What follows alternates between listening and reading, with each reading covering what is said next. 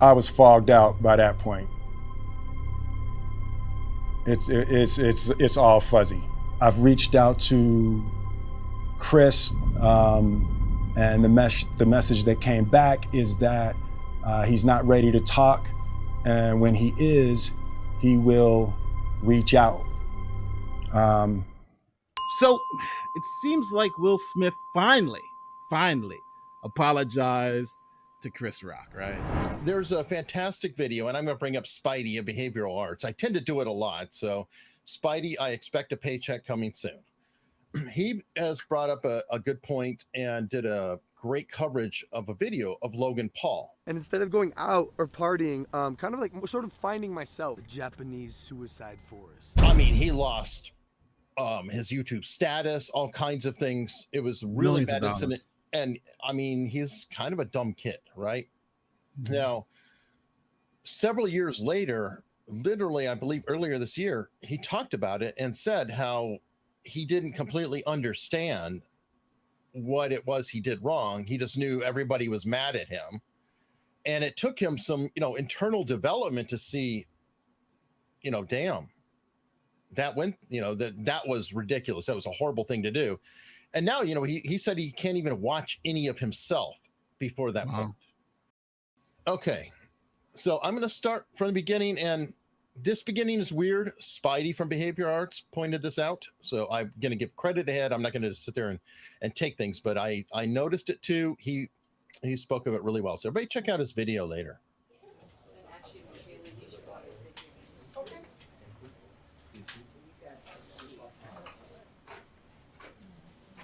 Mm-hmm.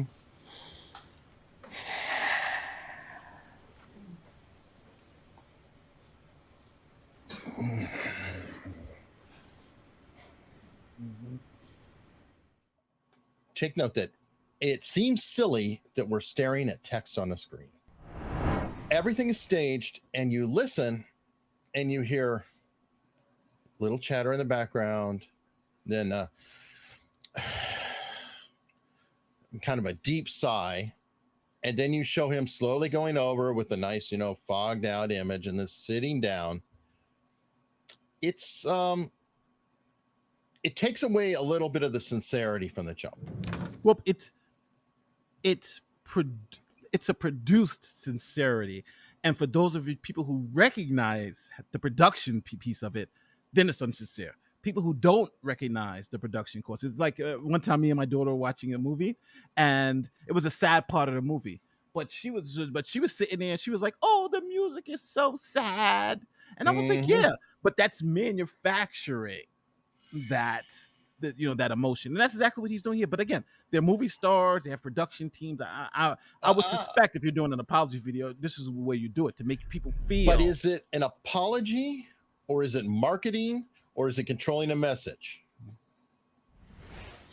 Why didn't you apologize to Chris in your acceptance speech? I was fogged out by that point. It's all fuzzy. I've reached out to Chris, and the message that came back is that he's not ready to talk, and when he is, he will reach out.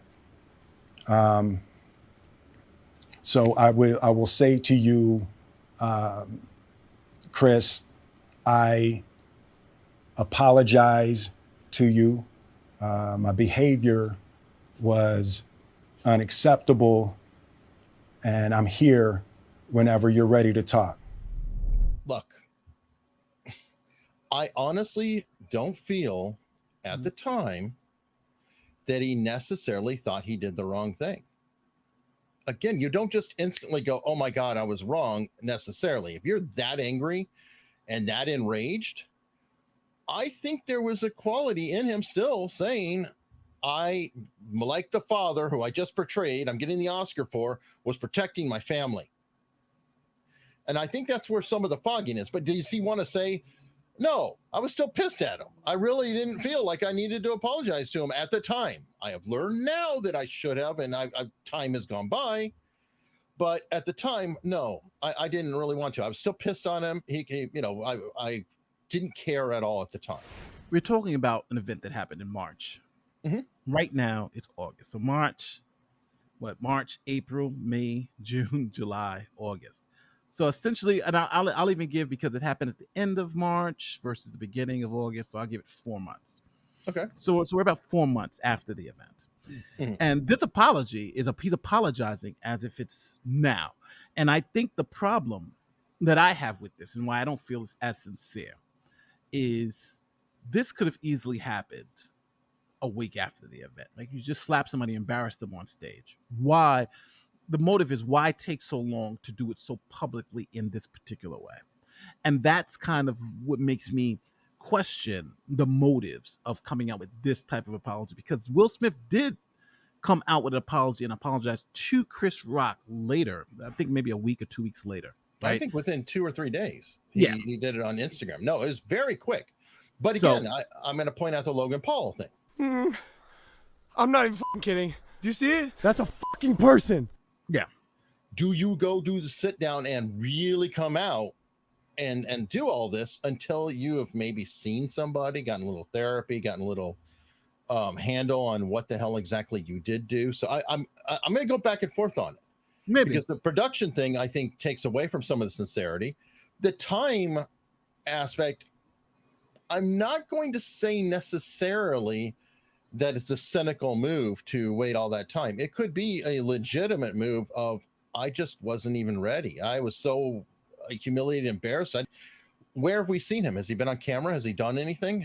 Or is it he went to ground to get his shit together and now he's going to go and reach out? Now, I don't know his business. It's possible that there are some contracts that are getting really close here. And it's like, hey, Will, you need to get this shit straight so we can sign the contract. That could be happening, but I don't know his business. I want to apologize to Chris's mother. I saw an interview that Chris's mother did. And, you know, that was one of the things about that moment. I just didn't realize, and, you know, I wasn't thinking, but how many people got hurt in that moment. So I want to apologize to Chris's mother. I want to apologize to Chris's family, specifically Tony Rock. You know, we had a great relationship. You know, Tony Rock was my man. And this is probably irreparable. Tony Rock is Chris Rock's brother, for those of you who don't know. Slapping Chris Rock on stage, I think the brother's going to have an issue with it. Now, you're right. The production stuff at the beginning made me feel very, very skeptical. But as this video goes on, I'm getting more and more, I'm feeling personally more and more sympathy for Will, because he has apologized to mom, apologized to the brother. He seems like he's doing, he's knows what he did was wrong. But then also, again, the skeptical part of me is still saying this is a piece to try to get back into the good graces of the public. Because don't forget, Will Smith was always a good guy, and he can always go out there. And remember, we saw that clip where he said, social media is my bread and butter. So if people hate you on social media because of what you did, there's a financial incentive for doing this. So, you know, again, I feel better about what I'm seeing, but I still question the authenticity of the reasons why he's doing it. Okay. I believe him through this, from the mother through the brother, completely. That bothers him a lot.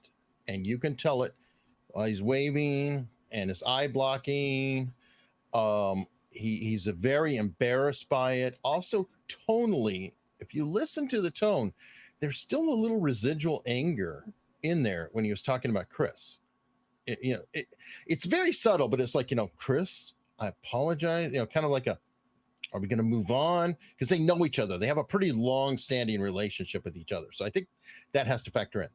But the mother, I think that the mother shook him. He said, I didn't realize. He knows that no matter what, they didn't do anything, and they were harmed by his behavior. So there's still, I feel, a residual grudge in there with Chris Rock. He knows he's wrong and all that, but look, come on, Nate, we hold grudges, okay? We kind of get pissed off at people sometimes, and it really can take a long time. And even when we know we're wrong, we're like, hey, there's still that 10% that I'm not completely wrong. I spent the last 3 months replaying and understanding the nuances and the complexities of what happened in that moment.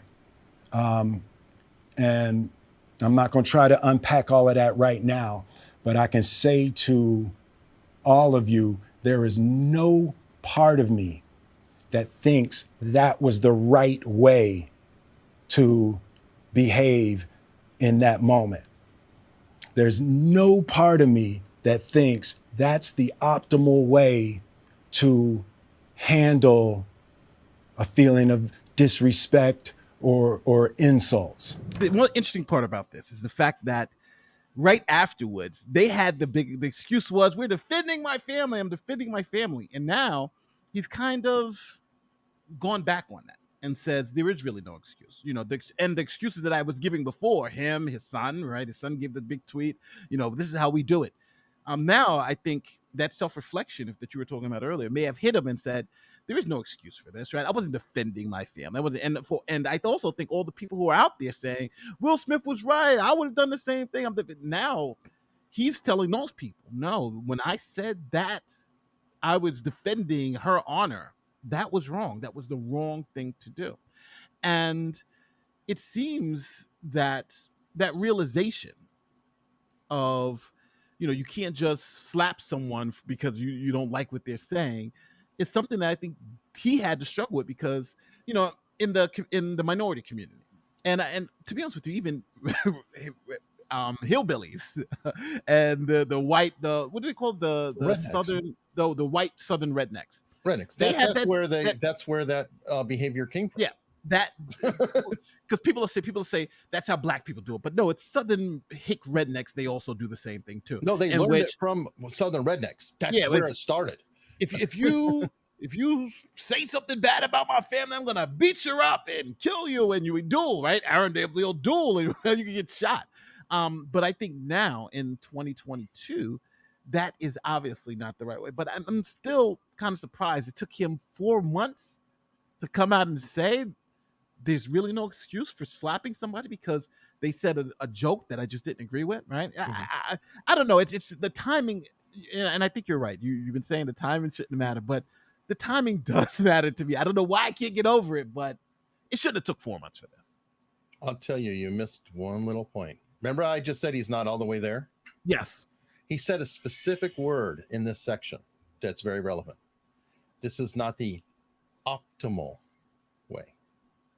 That's a very specific, well-chosen word because it is stating that what he did is a way, just not the best way. The best way. And that is part of what I was trying to tell you, that he hasn't completely let it go. That's why it's taken this time. He said it's taken me 3 months of self-reflection. Thinking, well, I don't think he's 100% there. Everyone, please play it back. Listen to the tone about the Chris and see if you hear a defensiveness in there that I personally feel that I hear. That's my opinion. Mm-hmm. And definitely comment below on that. You don't have to wait till the end. Comment below now, because I would love to see how you guys are reacting as you're listening through this time. But I think that the optimal just lends credence to what I was saying, that, okay, yeah, that wasn't the best thing to do, I guess. But that doesn't mean that I didn't freaking kind of enjoy it in the second.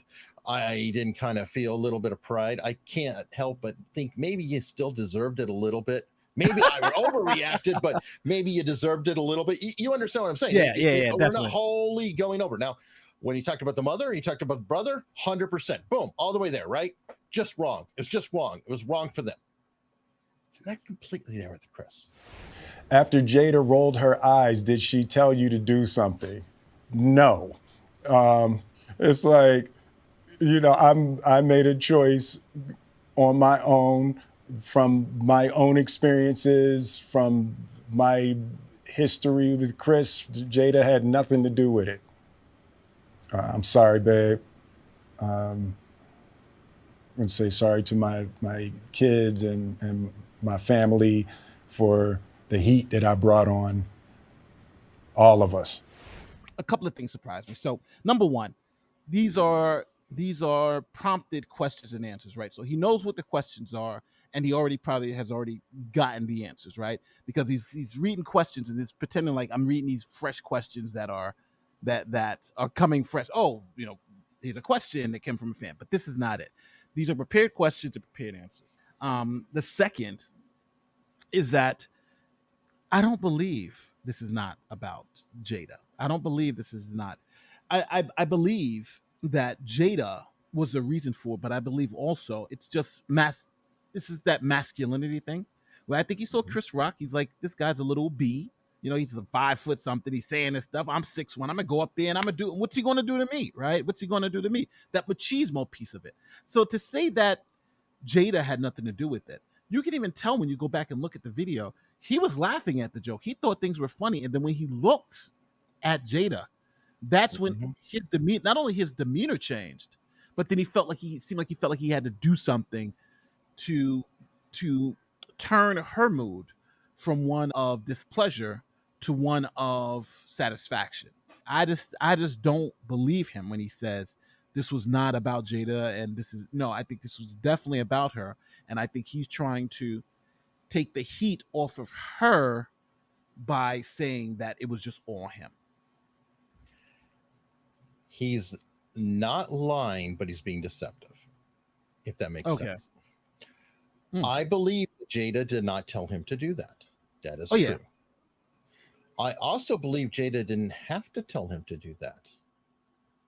And I don't like throwing around the word cuck, but it is kind of in that line. And I'm sorry. There is a legitimate thing called a cuckold that is in history, and he does show some of the markers of being a very, very now old-fashioned would say henpicked husband. He's a beta. He's not an alpha. I don't like throwing these things out there, but I'm just saying in this relationship, I feel she holds the upper hand. To all my fellow nominees, this is a community. It's like I won because you voted for me, and it really breaks my heart to have stolen and tarnished your moment. I can still see Questlove's eyes. It happened on Questlove's award, and it's like I'm sorry really isn't sufficient. I don't know. It's interesting because I'm in the camp where some things are sincere, but some things are not, and I think this is more sincere because I think he really is ashamed of taking other people's moments, especially like Questlove, which this guy, probably would never have thought he would have gotten an Oscar, and he got one. And in that moment, it was all about Will Smith. No one talked about the person who actually won the Oscar that Chris Rock was up there to present. They're always talking about, it's almost like Will Smith won 2 Oscars. And as someone who's in the business of trying to be recognized at the highest level, I think looking at his eyes, looking at just the way he presented this part, I think this is the most sincere part of the video, where I don't believe he's being deceptive. I totally agree. I'm not going to say the most because I believe absolutely the mother apology and the brother. So we've got one not all the way there, second one all the way there, third one a little hedging, and now we got the fourth one 100% there. I feel that he can relate completely, theory of mind or theory of self here, that he sees himself as Questlove or Questlove as himself, and the pain that he would have personally felt having his award tarnished. And I think he was stressed enough that misspeaking the word tarnished, I think was from emotion. I think that was genuine, like trying to express it, and he was trying so hard to express it out how bad he felt he couldn't even say the word right. So 100% believe in that shame that he feels there. Yes.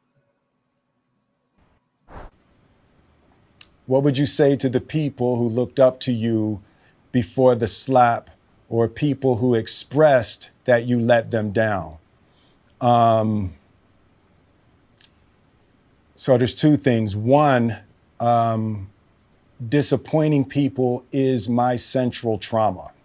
I hate when I let people down. So it hurts. It hurts me psychologically and emotionally to know I didn't live up to people's image and impression of me. And the work I'm trying to do is I am deeply remorseful, and I'm trying to be remorseful without being ashamed of myself, right? I'm human, and I made a mistake, and I'm trying not to think of myself as a piece of shit. So I would say to those people, I know it was confusing. I know it was shocking. But I promise you, I am deeply devoted and committed to putting light and love and joy into the world. And, you know, if you hang on, I promise we'll be able to be friends again. The part there that really piqued my interest was the whole I'm I want to apologize for what I did, but I don't want to be embarrassed. I don't want to be embarrassed about myself. And I think that's I think it's both a problem, but also it lets you dig a little deeper into, I think, his mentality. Because if you are remorseful for something and you are empathetic to the people who you've harmed, embarrassment or being embarrassed about it is a natural response to something if you truly feel that you've done something wrong. And I think now what Eric was saying earlier makes more sense in this context because, like you were saying, the qualification of it wasn't the best thing to do, it wasn't the optimal thing to do.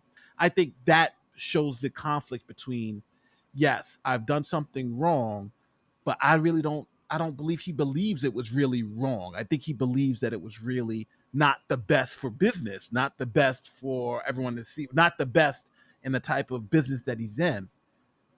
But I don't think he really thinks it was wrong for him to do as a moral thing. In other words, and I think it again, like I keep saying, I think it goes back to exactly what you said earlier, where he thinks it was where he thinks it just wasn't optimal. But I don't think he really thinks it was wrong. And I could be totally wrong with that. But that's kind of what I got from that end piece of it. Go ahead, Eric. Well, there's a lot in the end piece. When he said that essentially I'm a people pleaser, it shreds me to not be welcomed by the fans, or what however he put that. That's 100% true. It is killing him to have that image tarnished. And it's not just a killing him for business because I spent all this time with his image. I think he genuinely wants to be the most liked person in the room. He likes to interact with people in a very big positive manner, kind of like The Rock. I think there's some similarity there between him and like The Rock. And there's, just you want to be around them. And what I think he very sincerely is feeling ashamed for is that people don't want to be around him now. That's now gone. Tossed it. He has shredded it, but he's terrified of being all the way to a piece of shit. This whole last bit, I think, is true. It may not be what we want in this way or that way, but I do think it's genuine remorse. I think it is a recognition of what he did is wrong in the public perception, every perception. The only place he hasn't gone 100%, in my opinion, is with Chris and Jada, because there's still something there, in him. But my question to you is that, let's say if the public didn't react negatively toward this and positively, and like, it was a 50-50 split. He did well. Like, it was an extremely mixed reaction. Mm-hmm. I don't think we get this apology video. We might with the mother and yes. Questlove. But I don't think, like, this last piece was, and I think that's what this last piece did for me. It gave me the reason why we're getting this video, because people love me, because and I'm a people pleaser, and this video is the people pleaser. Sure, but Nate, in fairness, you and I are creators. Yeah, true, facts. If we say something and it really goes viral and everything, I mean, we are concerned about our audience. Yes, We are concerned yes. about our image and what we think we are projecting, what we are working to project, and sharing the shame in our own foibles to help recover some of this audience that, you know, we love. I mean, I love, you know, my viewership. I love my community. course. I really deeply, and for them to feel badly towards me, I would feel like a piece of shit. The one thing I always say is that if I'm really not sorry, I'm not going to apologize. If I really don't feel that way, I'm not going to, just for the fans.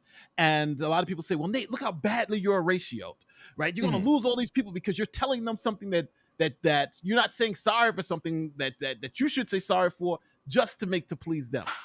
And I usually tell people, the fact that I don't say sorry when I don't feel like I'm sorry, the fact that I still say this is the way I feel, no matter how anybody else feels, I think that's what makes the fans, and you have a true relationship, a relationship when they know, if I say, listen, I effed up here and that was wrong, they're going to know, okay, he really believes that, versus here somebody can say, hey, Nate, you effed up, and I say, I don't believe so.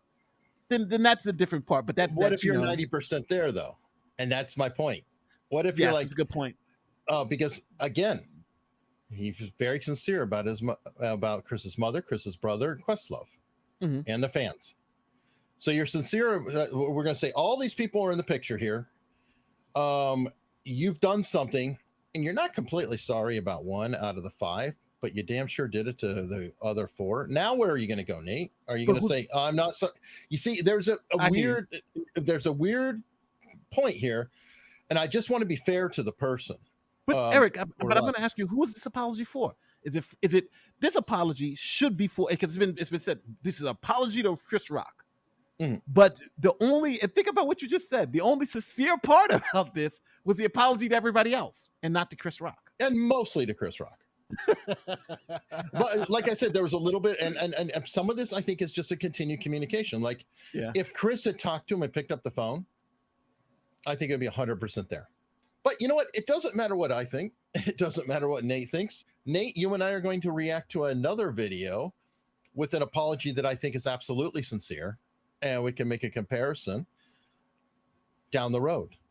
But the question is, do you think this was a sincere apology, or do you think he's doing this because this is bad for business and this apology is good for business? Let us know in the comment section. We'll see you next time. Peace.